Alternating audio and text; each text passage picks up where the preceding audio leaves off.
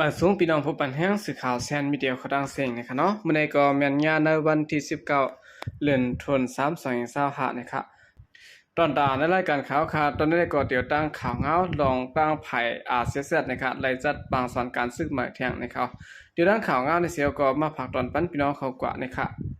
เกี่ยวกับพี่น้องในนะครับเนาะเมื่อในวันที่17เดือนธันวาคม2025ในของเสียวขึ้นจึงใต้ดับซึกจึงใต้เสียเสร็จนะครับเนาะไล่เตะปิดบางส่วนการซึกหมาย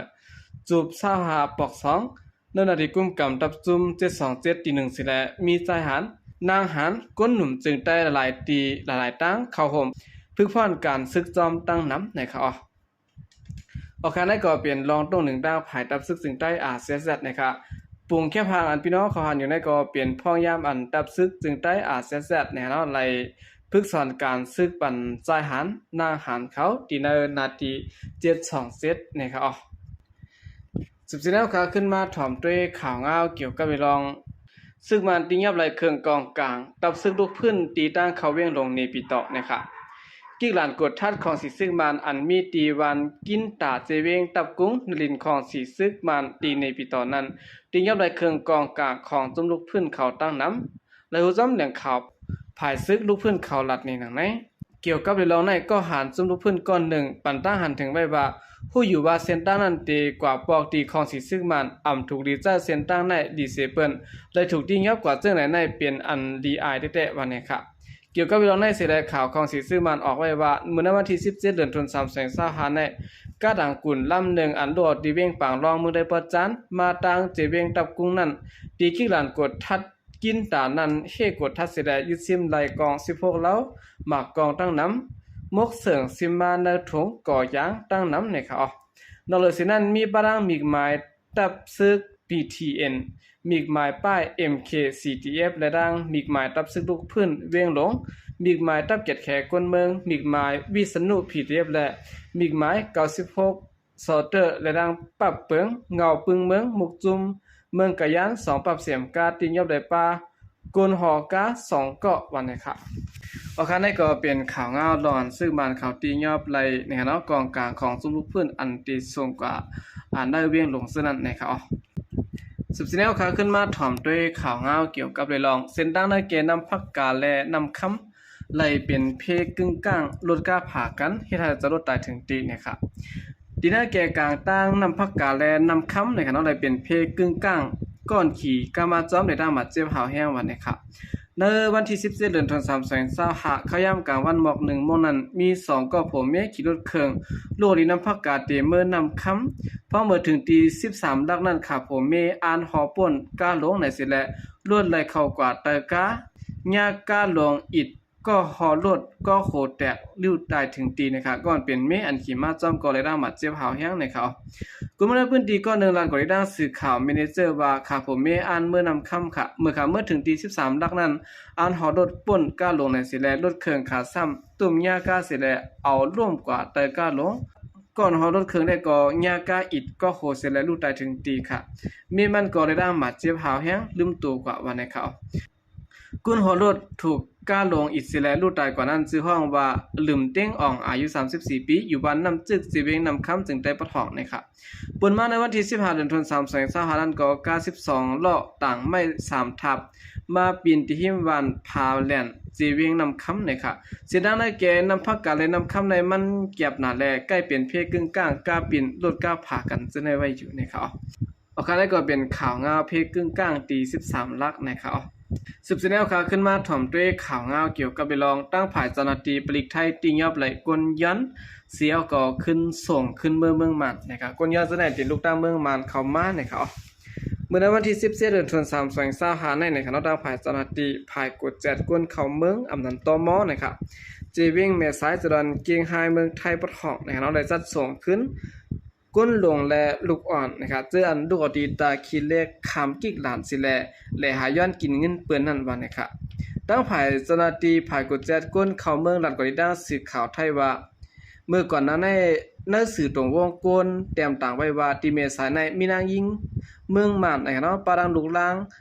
คำพักดูแดนลินซองผังเมืองโหโคตาคิเล็กสิแลมาย้อนกินเปื้อนที่ในสิเวงแม่สายนี่แหละจังได๋ก็กดทัดด้วยหลายๆทีนะครับ ตั้งฝ่ายเจ้าหน้าที่เขาไล่กว่ากูแจดด้วยตีนากาดนายปุญยินปอกเว้งผังค้ำเว้งเมษายเสร็จแล้วจังกว่าที่เงียบไหลนางยิง3เกาะลูกอ่อน6เกาะอันเดหาย้อนกินเปิ้นจอมตั้งนั่นวันนะครับตั้งฝ่ายเจ้าหน้าที่เขาส่งขึ้นเมื่อตีแลดินตาคิเล็กสิได้รัดว่าต่างปอกเตรียมได้เข้ามาเฮ็ดกุนย้อนแทงเพราะว่าหันเข้ามาไหนตีย่ามัดหมายซื่อว่าเปลี่ยนก้นจางปันเปลี่ยนเพศสิได้เตรียมปันเข้ามาเมืองไทยแทงสิปอกวันในเขาเอาคันนี้ก็เป็นข่าวเงาในคณะต่างฝ่ายเจ้าหน้าที่ปริไทยเขาตียอบไหลก้นย้อนอันลูกผังเมืองมันสิได้มาหาย้อนกินในเมืองไทยนั่นวันในค่ะสืบเสนอข่าวขึ้นมาถ่อมด้วยข่าวเงาเกี่ยวกับเรื่องไพ่ไม้กัดดินเนอร์เวียงน้ำจางนะครับเมื่อวันที่17เดือนธันวาคม2025ในกุนมเนอร์ปื้นตีนัดว่าไพ่ไม้เนอร์กัดเวียงน้ำจางแต่ซ้ำไม้เบอร์ขยาม10:20ต่อมาถึงขยาม11:57นะครับไพ่สั่งก่อยหมดลงย้อนเปิดไฟฟ้าสอดและ2ไม้วันนะครับสืบลาแทงว่าลองดูซุ่มได้ก็เป็นร้านขายกุ่น2หลังร้านขายข้าวซอย1หลังและเฮิรน1หลังคมตั้งหมดเตลู่ซุ่มกว่า4หลังคาติโดสร้างเงินอยู่หมอก8เฮงแสนปลายในเขาตั้งฝ่ายจุ้มแค่ไพ่ก็กว่าจอยแถมอยู่และลองดูได้มาเจ็บได้ก็ไปไล่ฮู้จ้ำลัดนี่หนังในนะครับถึงมาเข้ามาย่อแล้วลองใจตื้อไฟฟ้าซื้อในหลีไลฟังสตีแท้ๆนะครับเนาะอ่ำดีปล่อยไว้รวมๆดำๆใกล้ๆ7ด้วยขึ้นคู่ของเฮิรนเยอยู่ดาสิในลีที่สุดว่านะครับออกกันได้ก็เป็นข่าวเงาไพ่ใหม่ตีเวงน้ำจางนะครับเนาะพี่น้องเขาอยู่ไว้ตีเฮิรนอยู่ไว้ตีแล้วในก็ให้พังสติในกันนะครับก็บอกว่าไพ่ฟ้าตีฝั่งเมืองมาในบางพื้นที่อ่ำมาเสอ่ำมานี่นะครับเนาะบางปอกมาแห้งบางปอกซ้ำอ่ำมาแห้งเป็นจังไหนไว้ย้อนบันไดสร้างให้ได้ไฟฟ้าสอดอยู่ไหลกูข้าวย้ำนะครับสังเกตว่าเขาปล่อยมากขึ้นนะครับเนาะสืบสิแนวข่าวขึ้นมาถอนด้วยข่าวเงาเกี่ยวกับเรื่องก่อนเปลี่ยนลูกจ้ายไหลปอทุบปอถึงตีปอไหลลูกตายตีเวงน้ำจางนะครับเมื่อวันที่17เดือนธันวาคม2025ขย่ำกันนะเจ้า1 โมงครึ่งนั้นลูกจ้ายปอทุบก่อนเปลี่ยนปอถึงตายนะครับตีวันหมาย6ที่ได้สิเวงน้ำจางซึ่งได้บ่จันนะครับเมื่อขย่ำเด่นขึ้นใจขย่ำกันนะเจ้านั้นหม่องเพียวมินโซนะครับเนาะอายุ25ปีเมายาเสพติดปอทุบก่อนเป็นปอมันใจผู้จันตัดทุนอายุ63ปีมาเจ็บหาวแห้งถึงตีได้ลูกตายนะครับกวนใจอยู่เวียงน้ำจางรัฐกอริดังสิขาวพุทธฮอกเขาว่าเมื่อขย้ำกันนะเจ้า1 มองนั้นหม่องเพียวมินโจในเป็นเจ้ามันอยู่ไว้หวานหมาย6ลู่ยาเสแลห้องแสนเสียงหลังในคณะตึบถีบพัง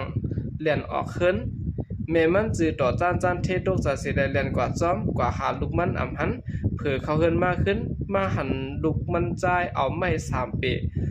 ป้อบันป้อมันอาบเลือดอาบยังอยู่นาเข่งพระนั้นเผื่อก้นวันแดจุ้มจอยแถมมาเอากว่าห้องยาได้กว่าลูกตาย8ตีกลางตั้งในค่ะอำตันถึงห้องยาในเขาพ้องตัวจานที่เข้ามาขึ้นในเฮือนสิได้หันขาปอดุกป้อกันอย่างนั้นลูกใจมันตกใจเสียเลียนออกขึ้นอ่านปลายนะครับก้นวานอ่อนกันดำที่ส่งปันประดิกย่ำเดี๋ยวในถูกกุมขังตัวไว้ในห้องขังตีน้ำจางก้นมันปืนตีดัดเลยในนะครับมองเพียวมินจูในนะครับจะว่าเป็นคนมีตังเปลี่ยนปลายใจนะครับก้นมันปืนตีได้ดัดว่ามันหย่องยาดูยาวันนะครับลองในผู้ใดฮอกคัดเจอกับสืบแม่มันจ้าอยู่ก็อ่ำได้นะครับเนาะคนใจอายุ27ปีอยู่เองน้ำจางรัฐกอริดังสึกข่าวพุทธฮอกว่าตีน้ำจางในห้านเคทีวีจะในก่อเรื่องน้ำยาเมากำก่อหาซื้อกินง่ายอันลูกใจไข่ปอตายในก่อมันเปลี่ยนรองย่อนหย่องยามาหย่องยาจะในก้อยค่ะมีปัญหาสั่งลงก็ยาวเพราะว่าเป็นก้นดีๆเผออำฮัดเฮ็ดเป็นฐานนายค่ะเลาะก้นหนุ่มวันเมื่อในป้อหย่องยาเมาเรายาวฮัดเฮ็ดกูเมียวยาววันในค่ะเวียนน้ำจางในห้านกินเกี่ยวเคทีวีเรื่องน้ำมาอ่อนกันเปิด24 ชั่วโมงขยามกลางวันกลางคืนก่ออำไว้นะครับในครั้ง2-3 ปีมาในมีนำถึง35 วันนะครับดีเวียงน้ำจางในยาเมากำเรื่องน้ำซื้อขายกันคันถูกคันป้อยามากูปอกแซนซื้อขาย1 เม็ดละ3เฮงเปียย่ำเดี๋ยวในซื้อขายกัน3 ปากเปียกวยวันนะครับก้นกูแซนทานซื้อกินสู่ซ้ำง่ายซื้อไรกูตีก้นกินยาน้ำผู้ละก้นจนก่อเรื่องน้ำแห้งก้นมันปืนตีลัดนี่หนังไหนโอเคนี่ก็เป็นข่าวเงานะครับลูกใจปอทุบปอเจ้าตายขึ้นนะครับมันใจในที่เป็นก้นหย่องยานะครับเนาะยาเมากำในมันนำติๆมาเป็นเนื้อนาตีเผอเนื้อปืนตีแล้วก็เยอะนะครับออกขากำเดินสุดในก่อยินจมนับยำคุมถึงพี่น้องผู้กำแถมปัญญาเขาดังเสียงอยู่ค่ะยินจมนับยำเห็นน้ำเสียข่าวใจก็ดีมาส่งค่ะ